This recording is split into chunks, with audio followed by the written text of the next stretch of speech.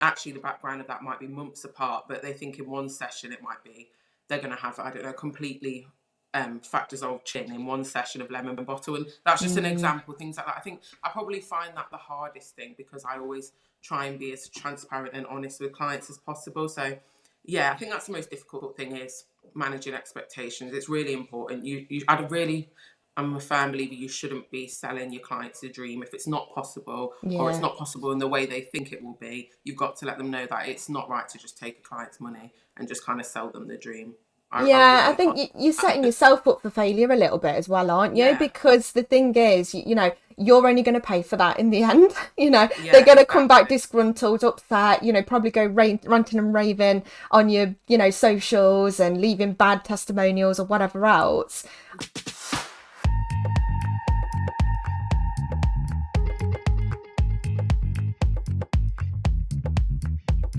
Hello, and welcome back to the Face It podcast. I'm your host, Jessica. But before we welcome today's guest on the show, I just wanted to update you about some features that we have on the Faces app.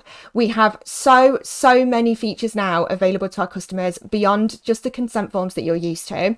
You can grab yourself a free website through the app.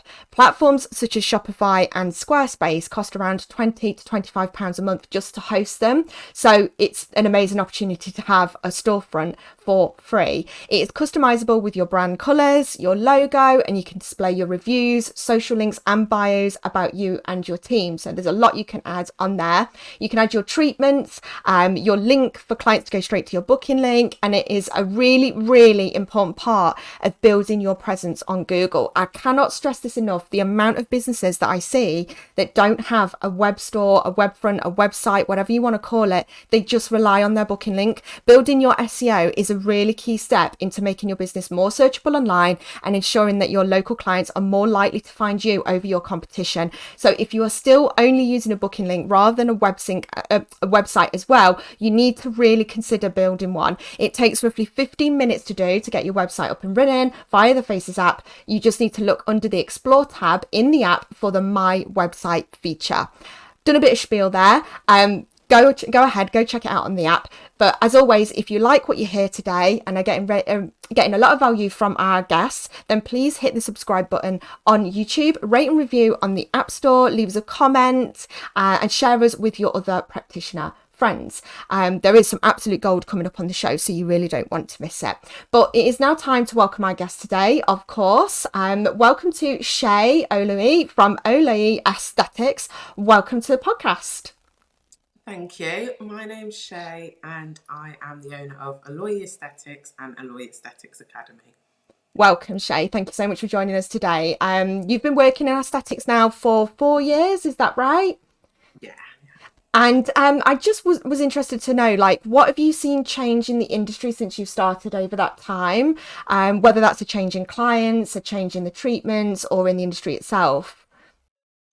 I think with clients really and treatments, it kind of goes hand in hand. I remember when I first started and everybody wanted like really dramatic results. They wanted really big lips. If it came to Botox, completely frozen foreheads. I think now, 4 years on, we've steered away from that. We're more into more natural enhancements, things that people maybe wouldn't know they've had done, that they've had done, and just kind of, yeah, more natural results. I think it was more extreme, and we've come away from that a bit as the years have gone by. Yeah, I completely agree. Actually, I think I've noticed that. Like, I mean, I work in PMU, but I'm an avid enthusiast of having aesthetic treatments myself. But I have seemed to notice that people have swung towards that more natural look, which Yeah, is quite interesting. I wonder why that is. yeah. Just changing trends, maybe. Yeah, I think in even like social media, I remember there was a time, it might be about 2 years ago now, Molly May, or it might be 3 years, Molly May was on Love Island. And then she'd come back anyway and got a lot of hate because she had a really boxy jaw from too much jaw filler. She was like Hmm. way overfilled. Anyway, she ended up dissolving all her filler.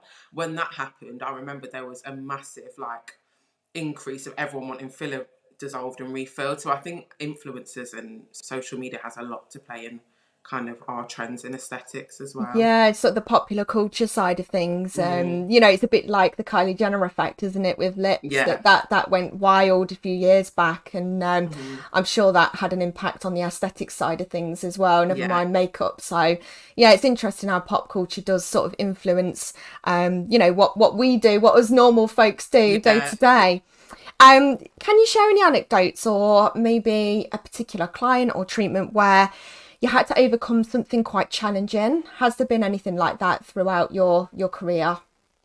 Yeah, I think I can't pinpoint one exact like experience, but I think Mm, probably the hardest thing, or what I find the most difficult with clients, is managing expectations. I think mm, I put such an emphasis on being really transparent with clients and making sure they're aware that maybe they will need a course of treatments. It's not going to be they'll a lot of clients, they come with like before and after pictures that they found on Instagram, which actually the background of that might be months apart, but they think in one session it might be they're going to have, I don't know, completely fat dissolved chin in one session of lemon bottle. And that's just an mm, example, things like that. I think I probably find that the hardest thing, because I always try and be as transparent and honest with clients as possible. So yeah, I think that's the most difficult thing, is managing expectations. It's really important. I'd really, I'm a firm believer you shouldn't be selling your clients a dream if it's not possible, or it's yeah. not possible in the way they think it will be. You've got to let them know that it's not right to just take a client's money and just kind of sell them the dream. I Yeah, I really think can't. you're setting yourself up for failure a little bit as well, aren't you? Yeah, Because the thing is, you're only going to pay for that in the end. They're yeah, going to come back exactly. disgruntled, upset, probably go ranting and raving on your, socials and leaving bad testimonials or whatever else. Yeah. So even client aside, it's just not worth it. Yeah, absolutely. And that's it for yourself. Like, you've got to have integrity. I think that's one Mm, thing. Whether you're a business owner, it doesn't really matter if you're a business owner or what business you're in. You've got to know whatever you're doing for work, you're doing it right. Yeah, it's a business, you want to make money, but you need to know at the end of the day that you're doing the right thing. Do you know what I mean? You're not just taking advantage of people. I think it's really important. yeah, absolutely. I think especially in these industries, anything that's sort of one-on-one, client facing, Yeah. anything within that realm, that's a lot of different business types. But I think all of them, you need to have that Yeah. mentality. I can agree. And, even just from a customer care perspective, but also from that blowback that you can Yeah. get as a, Yeah. a business owner or a practitioner. Yeah. Yeah, I No, can agree on definitely. that. I know you're passionate about delivering high quality customer service, so this kind of goes into my question on that really. What do you deem to be high quality when it comes to providing your services? Like, what do you feel is a high quality service? Yeah, so I would say, coming down to the products that we're using, like strip it back to basics, the product should be high quality. That I Mm, think no is basic. I think everyone should be doing that. I think what provides like an amazing service isn't just down to the product and the treatment you're offering. I think it's the beforehand, if you're doing consultations, spending that time with the client, understanding what they want, what they don't want, and then the aftercare as well. I think that's a lot of things I've had with mm, students. They take that for granted. They think once you've had the client, you've taken their money, they're gone. That's it. And that it's just, I think aftercare has so much to be said for providing that like full package of high quality care, checking they're okay with the treatment, how are they getting on, especially like if it's something a client's never had before. There's a lot of anxiety that can be around treatments, especially in the aesthetics industry. I bet it's similar in PMU, yeah, but yeah, absolutely. it's yeah, I think that's the best thing. I'm rambling in a bit here, but I think that is the best thing, is just having that full package. So the treatment itself needs to be high quality, you need to be amazing at what you do, and your client needs to love it, but it's everything else around that. I think that's what makes high quality customer service. Yeah, it's attention to detail, isn't it? Like you say, Hmm. you can be the best at whatever treatment in the world, but if your consultation process sucks for the client, Yeah. if the aftercare sucks for the client, all they're going to remember is a really negative experience. Yeah. They're not even going to see how good a treatment they've had Yeah. because everything else was just negative or they didn't have, a great experience. So I completely agree. And I think the aftercare part gets missed quite a bit, that Yeah. touching base with them, like you're saying, just following up Yeah. and saying how are you getting on. And I think it is difficult when you're a busy practitioner. You know, you've got hundreds of clients to look after, and I understand that. But even if you automate, you know, I don't see enough automations in this industry. I come from an Yeah. e-commerce background as well, so you know, automating is a big part of that. And Yeah. I think practitioners could utilize automating their services a lot more. So by putting in a workflow in their emails that pings them, you know, Yeah. just a touch base email that says, you know, how are Yeah. you getting on? And it provides that opportunity for someone to respond and say, actually, I've had something come up that I'm not sure of. Yeah. You know, Absolutely. And that makes them comfortable to be able to do that when they know they can. yeah, yeah. So that's my little tidbit advice for anyone listening. Start looking at Mm. automating your, you know, your communications, whether that is through DMs or, you know, there's ways to do that through the Meta platform. If you've got an email list, automate sending out just an email a week in, you know, just to see how they're getting on. You're likely not going to hear from 80% of clients. Yeah. You might just get the odd one that's feeling anxious or has had something happen. They don't want to come and bug you. You know, they don't want to pester, but Yeah. actually they do have a question. So Yeah. yeah, Absolutely. little bit of tidbit there, guys, for those listening. So what do you think is the number one thing that practitioners should do to help elevate their service to their clients? So it's kind of going off the back of our last question, but you know, is there something that someone should be doing that just elevates their service that little bit more? Yeah, I think it kind of goes hand in hand with the last question, but I think about your treatments can be absolutely amazing. As I said, they should be amazing, but it's that having that like customer approach, being approachable, being friendly, things like that. People, and don't get me wrong, I know how it is in the aesthetics industry. We work long hours. There's Mm, so many jobs we're doing in one. Do you know what I mean? We're social media manager, we're accountant, we're everything in one, and we do get tired and we are overworked, but I do think for your clients it's just so important to kind of have that approachable presence and calming, and it's anxiety inducing. A lot of people have mm. needle phobias and things like that, and I think being approachable, being kind, being present, yeah, I think that has a lot to say for returning clients. I know in my case it definitely does. Absolutely. I think it's just being willing to go that extra mile, isn't it? Yeah. Like you say, even if you've had, you know, really long week, a really shitty day, but if you can just pull it out of the bag, just go that one step further Yeah. for that last client of your week, that will turn into a returning client because they had a Yeah. stellar, you know, from the first client of the week where you're fresh as a daisy to the very last one, you know, they Yeah. had that stellar treatment that your first one of the week had still. So it's just keeping that in mind. So yeah, I think that's a Yeah. good one, definitely, Shay. Yeah. Um, I think you offer your clients finance with Pay Later, don't you? Is that Yeah. right? You've got Pay Later available. Yeah. At Faces, we partner with Pay Later to offer this to all of our practitioners. So for those listening who haven't taken advantage of the finance option in their business yet, you know, it is available there. What have you found the benefit of having Pay Later by offering those buy now, pay later schemes to your clients? I think it allows more clients that maybe wouldn't be able to do that paying like normally via card or cash or whatever. It gives them opportunities to have treatments that they really do want doing. I think yeah, it just kind of, for me as business wise, it opens up the door to more clients to be able to book any treatments they'd like. But for clients as well, it allows them to be able to split the cost and not be such a burden, because treatments are expensive.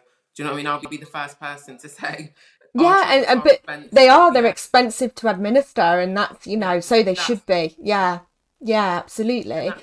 Yeah, I think it helps as well. Then for practitioners, they don't have to undercut themselves, because I do see that a lot in the Mm, industry. They're undercutting a lot just to kind of get people in the door.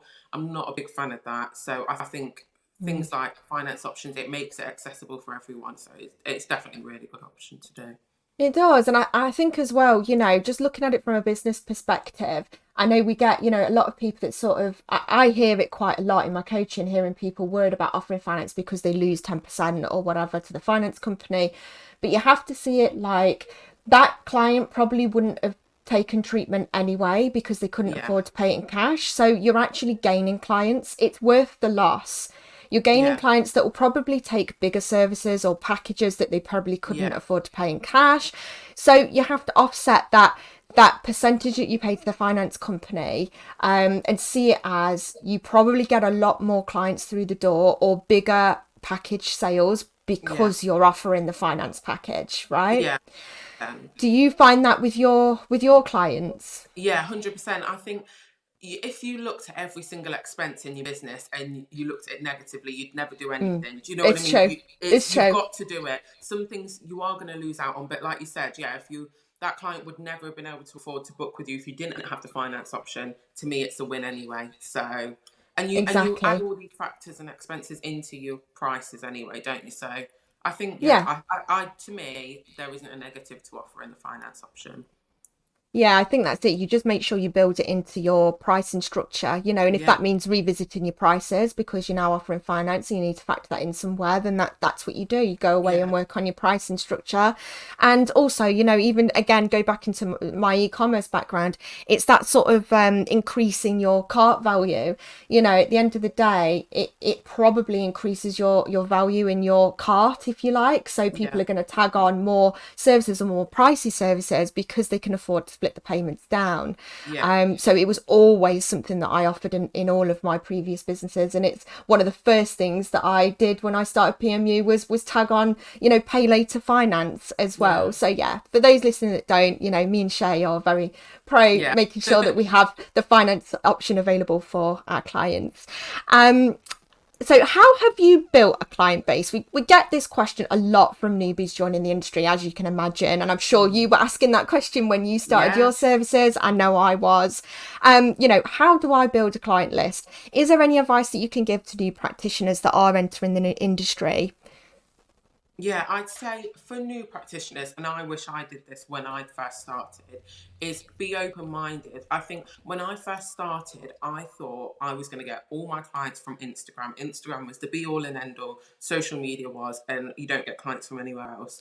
I think there's so much to be said for things like that you don't think about, like leaflet dropping. You can make it a Mm, fun thing, you know what I mean? You can go with your friends, go with your family on a Sunday or whatever, and just leaflet drop in the area that your business is, things like that. Like it's more personal. You can of course, Instagram is a massive way. You can do ads. I do a lot of Instagram ads and other ads online. Google reviews, that works really well for me for getting clients. And the biggest thing that has been the biggest thing from when I've started to now is word of mouth. There's yeah. so much to be said for it, I think. And don't feel embarrassed, I think, as a new practitioner to tell your clients, like, oh, I'd really appreciate if you could tell my friends about me. Can I give you a few leaflets and give these to your family members or anyone that's interested? Like, I think there's such a stigma to kind of like you're being cringe or you're Self being promotion. overbearing. Yeah, you don't Mm. have to be salesy with it, but it's just about kind of spreading that awareness. When you first start, and that's what you need. You need to be visible. You want people to know where you are.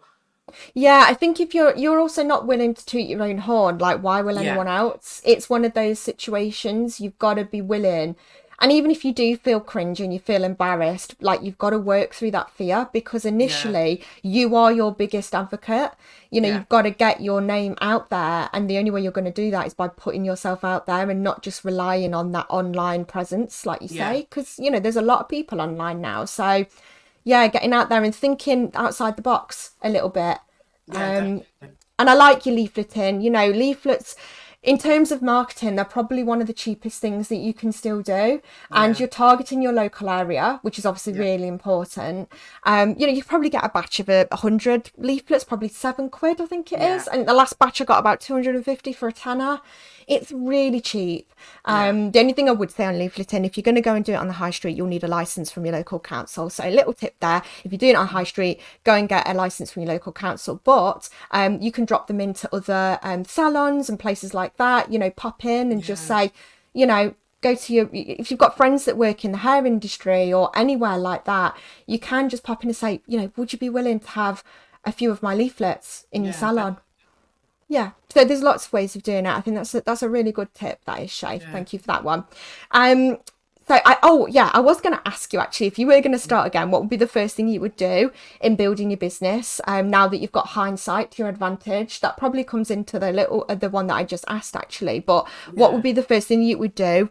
Would you do it all the same again, or would there be something that you think, oh, you know what, I'd go straight in now and do that differently?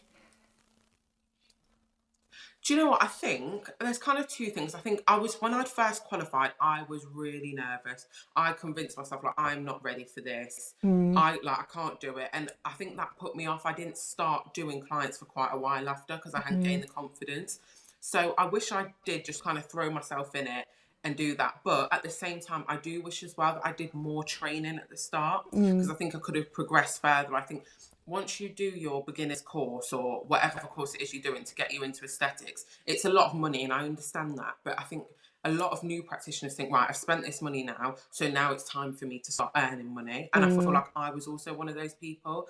And with aesthetics, even to this day now, I'm always doing new courses, new training. Like, you've got to keep up to date with everything. I wish from the start I'd kind of done that. yeah, yeah.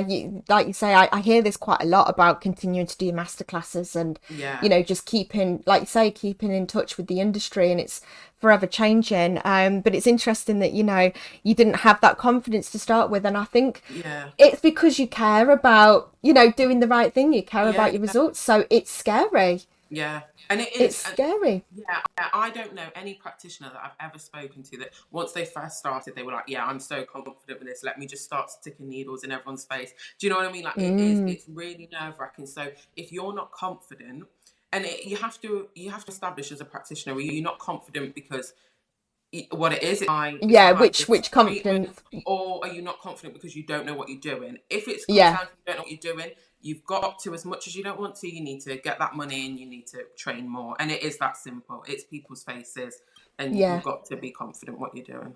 You're totally right. There's two different ways of looking at it in there. There's the not Yeah. confident because you're anxious. So you use our consent forms, don't you, Shay? I think we've got a lot of them on there, which is amazing.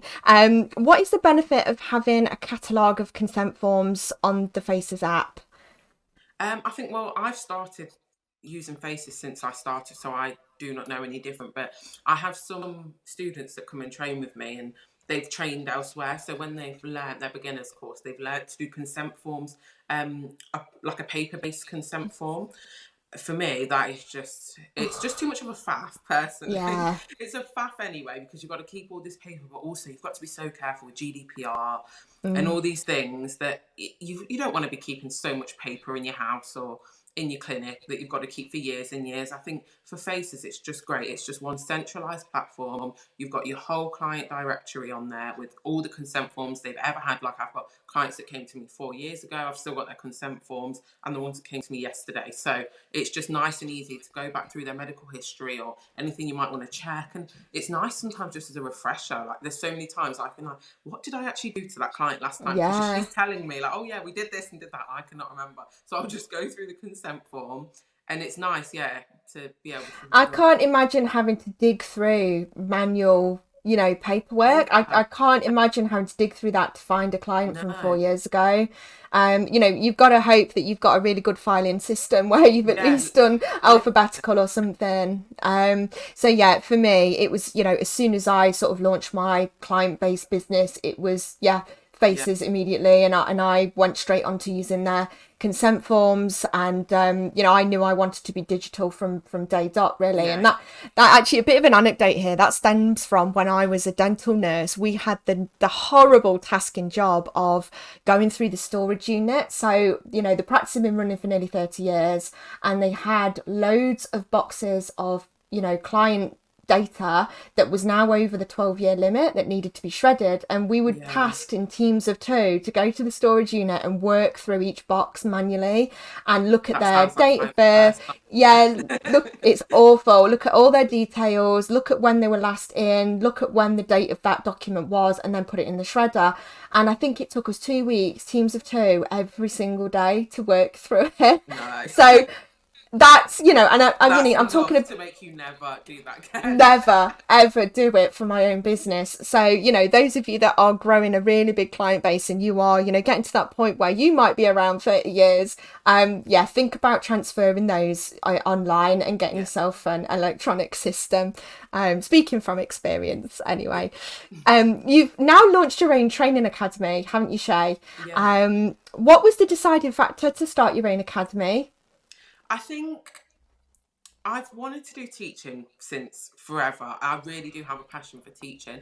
I think for me, it was having the confidence, because people think automatically, or when you kind of have clients or you've had a clinic for a while, it's kind of the next step to do training. But it is very different. Like with your clients, they're coming to you for the treatments, and it's very personable, one-on-one.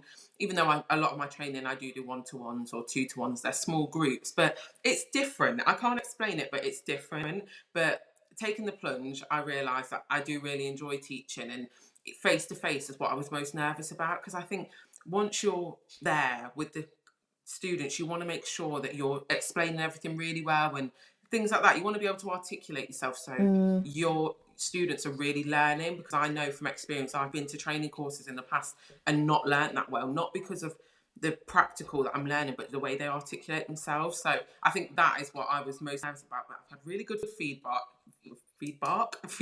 so far. Good. Yeah, and I love it. I absolutely love teaching. So I think I'm so glad I did the plunge. I really am. I think that's it. I think, you know, it has to be something you really want to do. And not everyone is naturally a really good teacher or trainer. There is a bit of you can do the training courses to be a trainer and all of that. And I think that's a really, really good step to take. But it can't always teach someone to teach. You've got to have it in you. And, even just speak from experience like you, when I've had people trying to train me on their job, and I'm like, I can't understand what it is you're Yeah, trying to teach me, yeah, because they're not naturally gifted as a trainer. So yeah, I yeah, think everybody assuming that they can train or they can teach is not the case. It yeah, requires a certain type of person. yeah. And it takes a lot more than just the training day. There's so much prep that I put Mm, into these courses. It's a lot of time that it takes, and I didn't even realise that till I started. So I think, yeah, it's a yeah. lot that goes into it that students don't see. There really is. I mean, I've wrote my own courses, not for aesthetics, Mm. completely away from this. It's all about building businesses. But even just writing my own 6-week course, it Yeah, took me months. yeah, With training materials and videos and live content and all of that, ebooks, yeah, everything. It took months to write the course. So yeah, yeah, it's a really big undertaking if you're going to do it properly and really yeah. provide value. So well done you for getting Definitely. that off the ground and doing it. Thank you. Congratulations, because it's a lot of work. Yeah. What courses do you offer, Shay? So we offer in-person courses like masterclasses, so advanced lips masterclasses, skin boosters. We do advanced dermal fillers, so like tear trough, rhinoplasty, jaw, cheeks, chin, those kind of things. So masterclass wise, we also do some beginner courses. So we do like a green herbal peel course, and now recently we are going more online. So by the end of today, we'll have ebooks that are available to purchase on the Brilliant. website. Small things, they're not expensive at all, and they're very like small snippets of information. Things like elective dissolving protocols and emergency dissolving protocols. Those things that you don't do often, Excellent. but you want that kind of guide there for when you need it, and it's a complete easy guide. So I'm steering more into that at the minute, and I really want to have nice, simple guides that are electronic that practitioners can buy that really do support. Yeah, They're not people who have expensive. already got the training and already got the experience, but actually Yeah, just need that one thing, yeah, to go into depth on. And yeah, that's a brilliant idea, bringing yeah, ebooks into the business, yeah. particularly for the skilled practitioner that just wants to touch in a certain area. That's a really good idea. Absolutely. And I understand that courses can be really expensive. So I did want to bring something that, yeah, you don't have to travel if you're not close to me. You've got it on there. But yeah, we do like online lemon bottle courses, really reasonably priced, but kind of just getting you that knowledge that you do know it, but you just need someone there to give you Yes, that you knowledge need. to kind of, yeah, And that's refresh the it. beauty of ebooks, isn't it? It's kind of you can go back to it. You can Yeah, touch base with it. absolutely. You've got it You can forever. exactly, and you Mm. can just go back into think, oh, where's that ebook? Let me just pull that up because there was a Yeah, page in there that was really good. You know what I yeah, mean? And it's almost like you can earmark it for yeah, yeah. later when you come up on that situation or you need help with that particular thing. So, yeah, that's a brilliant idea, Shay. I love that. What's your favorite course to deliver? Do you have a favorite? Well, I think I do. I think my favourite, but it's similar because it's one of my favourite treatments to offer, is I Yeah. love doing advanced lip training. I just love it. I think there's so much you can learn in there, and there's so much depth you can go into with students, and they learn so much on that course. I think it's my favourite one. I've got one tomorrow as well, so Oh, exciting. Yeah, brilliant. So lastly, really, we're kind of coming to the end of this episode now, Shay. You've been brilliant. So I'm interested to know, do you have something outside of aesthetics that helps you to create a healthier environment as a practitioner, that brings your focus back onto yourself? Because a lot, like you said earlier, you're really busy. A lot of practitioners are. It's all about industry and learning and further development, and like, if anything, it can sort of take over your life. So is Yeah. there things that you do outside of your practitioner role that helps keep you grounded and, looking after your mental health? Yeah, I think it's so important. Yeah, as you said, it is. It's so easy to get caught up in like the whole industry and lose track of yourself. And I think for me, I'm quite lucky because naturally, as a person, I'm very into like mindfulness and self development. I'm into manifestations and things like that. So for me, those kind of things go hand in hand with looking after yourself and self care. So I'm into meditation and yeah, manifesting and just kind of being kind of more on my spiritual side in my personal life. And I find that does help in my business. It helps with the kind of attributes that you learn and you want to adopt in your life, you bring them in. So yeah, I think Yeah, that it's important, isn't it? I think mm, because, like you say, it's all consuming. I think when you run your own business as well, aside from, how intense aesthetic is and all the training and learning that you need, you've yeah, also got that obsession with your business and yeah, wanting to constantly work on your business and on your social media and your marketing. And before you know it, 20 hours of your day is taken up literally. by business. Yeah, So yeah, I think it's really important that you do that. Have you got yeah. any recommendations for anyone of where to go and seek that kind of stuff, or have I put you on the Oh spot? yeah, no, there's a well, I like habits as well and stuff like that. That goes kind of in manifesting. But there's a podcast called Habits of a Goddess on Spotify. It's a really Brilliant. good podcast. They've got everything on there. If you kind of struggle with anxiety, you want to build your confidence, self worth, things like that. I'm all into stuff like that. So yeah, Habits of a Goddess. Brilliant.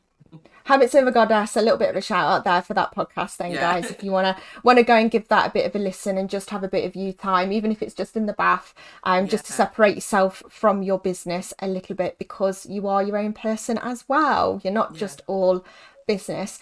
Thank you so much for today, Shay. You've been Thank you. absolute pleasure. Where can people find you online?